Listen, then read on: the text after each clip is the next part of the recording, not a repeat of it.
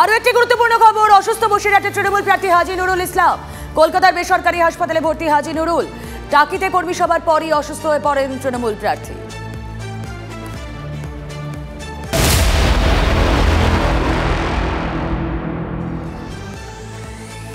ভূপতিনগর কাণ্ডে এনআইএ স্ক্যানারে আরো 3 তৃণমূল নেতা। আজ 3 শাসক নেতাকে নিউ টাউনে এনআইএ দপ্তরে হাজিরার নোটিশ। জেলা পরিষদের পূর্ত কর্মাধ্যক্ষ মানব পয়রাকে ফের নোটিশ তৃণমূল নেতা নবকুমার পণ্ডাকেও। কথা বলবো, কনিষ্ক মাইতি রয়েছেন সঙ্গে। কনিষ্ক,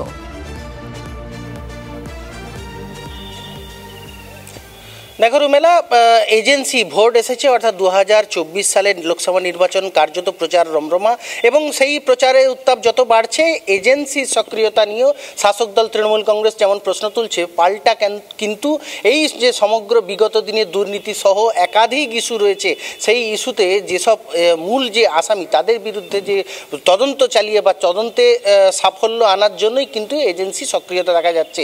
গত কয়েকদিন আগে যেরকম ভূপতিনগরের এই 2022 সালে 3রা ডিসেম্বর যে বিস্ফোরণ হয়েছিল, সেই বিস্ফোরণের ঘটনায় যোগ সাদৃশ্য রয়েছে বলে এই নবকুমার পণ্ডা এবং সুবীর মাইতি, মানব পড়ুয়া, 3 জনকেই কিন্তু আজকে এনআইএ দপ্তর, কলকাতার এনআইএ দপ্তরে তাদেরকে হাজিরার নির্দেশ দেওয়া হয়েছে। বিগত দিনেও দেখা গেছে যে বারবার এদেরকে নোটিশ করা হয়েছে, তারা কিন্তু হাজিরা দেননি কোনো না কোনো অজুহাতে, অর্থাৎ ভোটের নিরিখে ভোট প্রচার করছেন প্রার্থীর হয়ে, এমনটাই কিন্তু অজুহাত রয়েছে রাজ্য তৃণমূল কংগ্রেসের। ফলে তার ভোটের কাজে ব্যস্ত, সেই কারণে তারা যেতে পারেনি। আজকে তারা যান কিনা সেটা যেমন দেখার বিষয়, তার পাশাপাশি রয়েছে বিগত দিনে পূর্ব মেদিনীপুর জেলার একাধিক বিষয়ে যেখানে কেন্দ্রীয় এজেন্সি তদন্ত করছে, অর্থাৎ সিবিআই বা এনআইএ তদন্ত করছে, সেই সব মামলাগুলোতে একেবারে কনিষ্ক নজর থাক। আপাতত ধন্যবাদ। দিলীপ ঘোষের বক্তব্য শুনবো।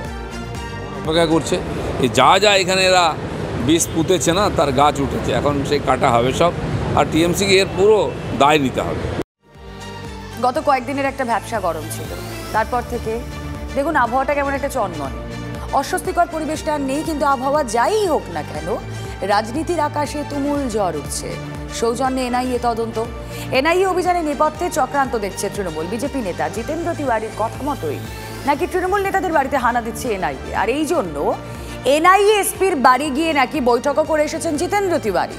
চাঞ্চল্যকর এই অভিযোগ কুণাল চন্দ্রিমাদের। অভিযোগ প্রমাণ করতে যদি পারেন ঠিক আছে, অভিযোগ প্রমাণ না করতে পারলে পাল্টা মানহানির চ্যালেঞ্জ ছুড়েছেন পাণ্ডবেশ্বরের প্রাক্তন বিধায়ক। এদিকে গোটা বিষয়টা নিয়েই তৃণমূল তারা সুপ্রিম কোর্টে মামলা করবে বলে দলীয় সূত্রে খবর।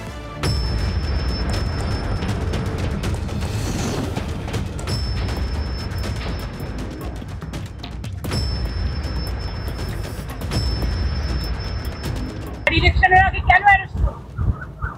যদি সবাইকে অ্যারেস্ট করে, বিজেপি কি মনে করে সব বুথ এজেন্টকে অ্যারেস্ট করবে, সব ভোট ম্যানেজারদের অ্যারেস্ট করবে?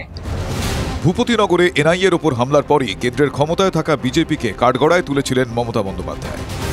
এবার এনআইএর এই অভিযান নিয়ে বিস্ফোরক অভিযোগ তুলল তাঁর দল। কোন তৃণমূল নেতাদের বাড়ি যাবে এনআইএ, সেই তথ্য নাকি কেন্দ্রীয় এজেন্সিকে দিয়ে এসেছিলেন বিজেপি নেতা জিতেন্দ্র তিওয়ারি। কবে কোথায় সেই বৈঠক হয়েছিল সে কথা সাংবাদিক সম্মেলন করে দাবি করেন কুণাল ঘোষ। 26শে মার্চ সন্ধে 6:30 এনআইএর এসপি ধনরাম সিং এর নিউ টাউনের বাড়িতে এন্ট্রি নিয়েছিলেন বিজেপি নেতা জিতেন্দ্র তিওয়ারি। এটা ভিজিটার্স বুক, একটি সাদা প্যাকেটে বিপুল অর্থের লেনদেন হয়েছে। পুলিশকে এর এফআইআর করতে হবে ডিআর সিং এর বিরুদ্ধে।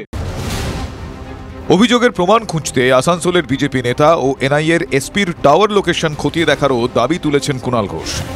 তৃণমূলের তোলা অভিযোগ অবশ্য সম্পূর্ণ ভিত্তিহীন বলে উড়িয়ে দেন জিতেন্দ্র তিওয়ারি। উল্টে মানহানির মামলার হুঁশিয়ারি দেন পাণ্ডবেশ্বরের প্রাক্তন বিধায়ক। এই অভিযোগ প্রমাণ করুন যে আমি কোনো মিটিং করেছি, কী সব বলছেন, আরও যা বলছে সেটা প্রমাণ করুন না।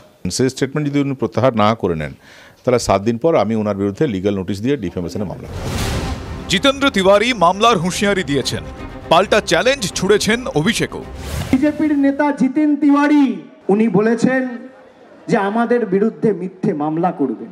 আমি বললাম নোটিশটা তাড়াতাড়ি পাঠান, তার কারণ নোটিশটা পাঠালে এবার সিসিটিভি ফুটেজটা সামনে ছাড়বো, সেটাও আমাদের হাতে আছে। চিন্তা করবেন না, আমরা তথ্য পরিসংখ্যান নিয়ে কথা বলার লোক। এই রেজিস্টার হয়তো বানানো হয়ে থাকতে পারে, কারণ ওই হাতের অক্ষরটা জিতেন তিওয়ারির নয়, কারণ জিতেন তিওয়ারি আমাদের পার্টির কলিগ, আমরা জানি। তাই মিস্টার সিং এর সঙ্গে জিতেন তিওয়ারির মিটিং এর সিসিটিভি ফুটেজ প্রকাশ করার চ্যালেঞ্জ করছি।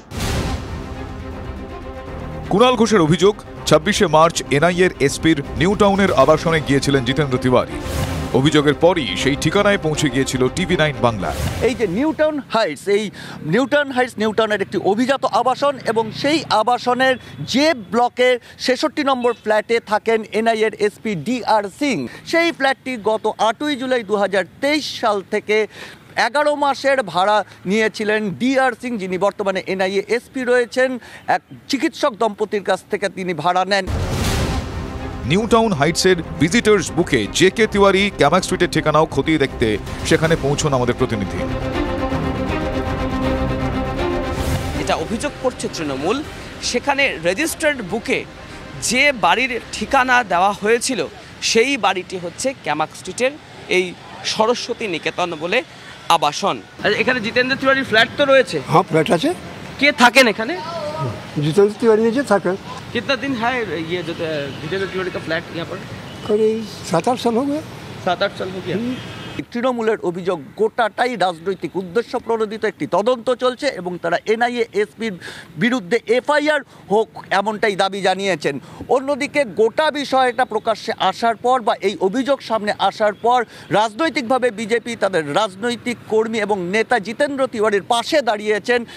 এনআইএ এখন পর্যন্ত গোটা বিষয়ে স্বভাবতই অস্বীকার করেছে, গোটা অভিযোগ অস্বীকার করেছে, কিন্তু সরকারিভাবে এনআইএর কাছ থেকে এখন পর্যন্ত এই বিষয় নিয়ে কোনো ধরনের বিবৃতি আসেনি। Bureau report, TV9 Bangla. ভূপতিনগরে অভিযান ঘিরে বিতর্ক, পাল্টা জবাব এনআইএর। আর এনআইএর বিরুদ্ধে ওঠা অভিযোগ দুর্ভাগ্যজনক। এনআইএর ভাবমূর্তি কালিমালিপ্ত করা হচ্ছে। আইন মেনেই ভূপতিনগর বিস্ফোরণের তদন্ত, আদালতের নির্দেশে সার্চ ওয়ারেন্ট নিয়ে যাওয়া হয়।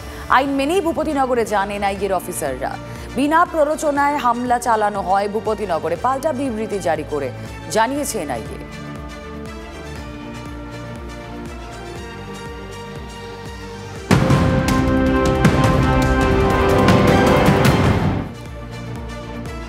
আর এদিকে মোজাম্বিকে উত্তাল সমুদ্রে নৌকা ডুবে মৃত্যু 91 জন। কলেরার আতঙ্কে দেশ ছেড়ে নামপুলা প্রদেশে যেতে গিয়ে দুর্ঘটনা, মর্মান্তিক দুর্ঘটনা। মাছ ধরার দেশি নৌকায় 130 জন যাত্রী ছিলেন।